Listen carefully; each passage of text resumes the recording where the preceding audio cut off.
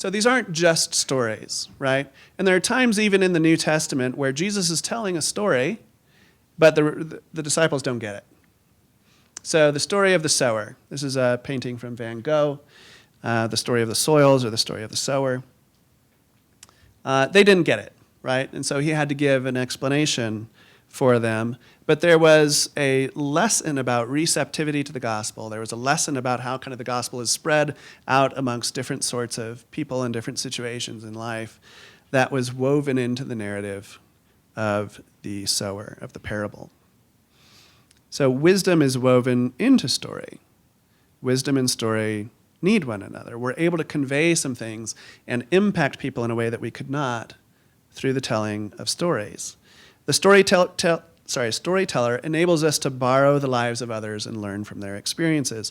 The storyteller helps us learn from the hero of the story and helps inform and inspire the next generation of heroes.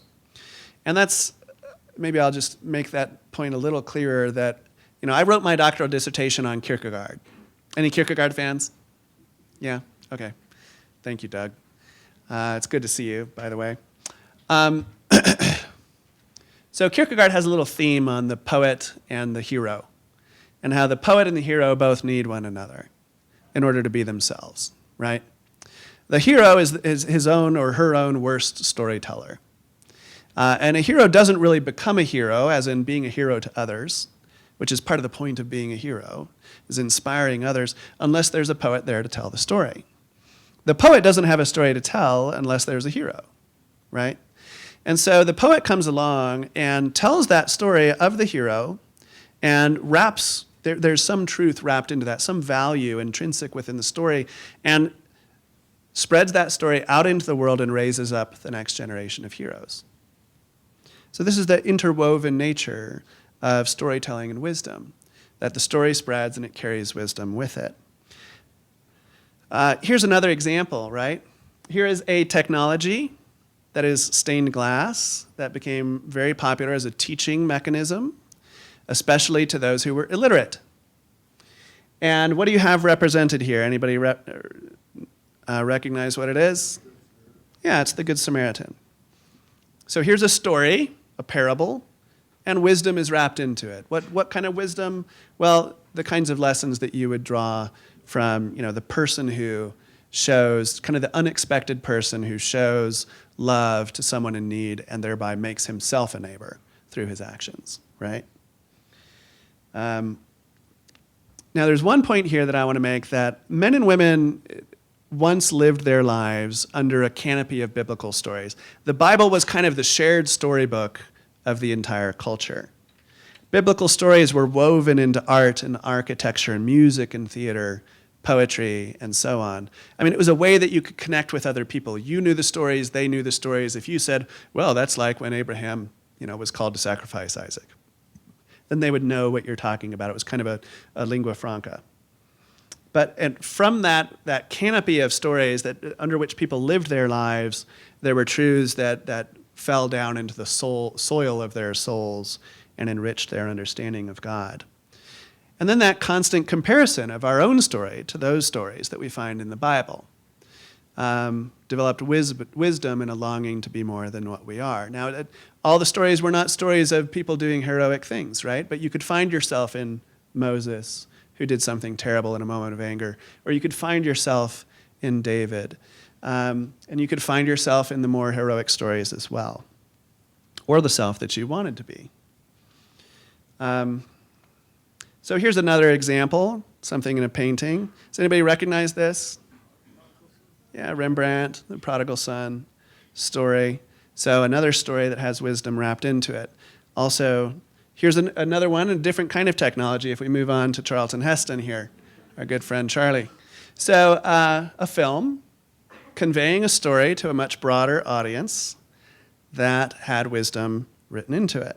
If we go ahead to the next, this is an image from The Passion of the Christ. Again, a film in much more developed form, conveying a story that has wisdom wrapped into it. Now, I want us to ask ourselves briefly, what is the narrative canopy of today? What's kind of the shared storybook that we have within our culture? Does anybody have any thoughts? So these days, you can't take for granted that people are going to know the biblical stories, right? What stories might you be able to take for granted people will know? At least in your circles. I hear movies. Anything in particular come to mind? I mean, all of them to some extent, but Star Wars. I think somebody said Star Wars. Yeah. Superhero. Yeah. So the Marvel Cinematic Universe, right? Great sort of canopy of stories in Star Wars or Harry Potter. I mean, things that have really permeated the culture. These are kind of the canopy of stories we live under today. Forrest Gump. All right. And and so we can ask ourselves what kind of truths, what kind of wisdom is being conveyed by these stories. Well, not necessarily bad things. I think there's a lot of great stuff in, let's say, the Marvel Cinematic Universe. A lot of virtues that are represented well, and friendships and love and self-sacrifice. Not necessarily the same lessons that were conveyed in biblical stories, when that was kind of the shared storehouse of stories that we lived by. But nonetheless, not the worst. So here's the Marvel Cinematic Universe on the next one. Had fun kind of finding a picture for that. But if you go to the next, hey, what's another story that people spent maybe even more time with? Game of Thrones, right? If you watched every episode, it was over 70 hours of content, right? Which I think goes further than the Marvel Cinematic Universe. But that's a fairly significant investment of time. And that's not even a lot compared to some other television series that went on for much longer. But so people spent, let's say it was 75 hours with Game of Thrones. Now, how many of those people also spent 75 hours consuming biblical stories? Maybe not a lot. And this is not even, okay, and what were some of the truths that were being communicated here? Maybe not all bad. There may be some things to appreciate, but also, some things that are probably a little less than biblical, let's say. And this is not even to get into things like computer gaming. You talked earlier about David French. I guess he's come to speak here before. David French is obsessed with World of Warcraft. This is an amazing guy, Harvard-trained lawyer, went in and fought in the Iraq War, or served as an attorney during the Iraq War, and has become a real thought leader. Loves to play World of Warcraft. I've jumped on and played with him before. You have people who have spent 1, 2, even 3 years of their lives playing World of Warcraft. Not 3 years over which they played World of Warcraft, but if you added all the minutes together, because it keeps track of your number of minutes. People who've spent 1 or 2 or 3 years doing these things, right? What's the power of that? You're living out a different sort of story. And again, I'm not reflexively negative about these things.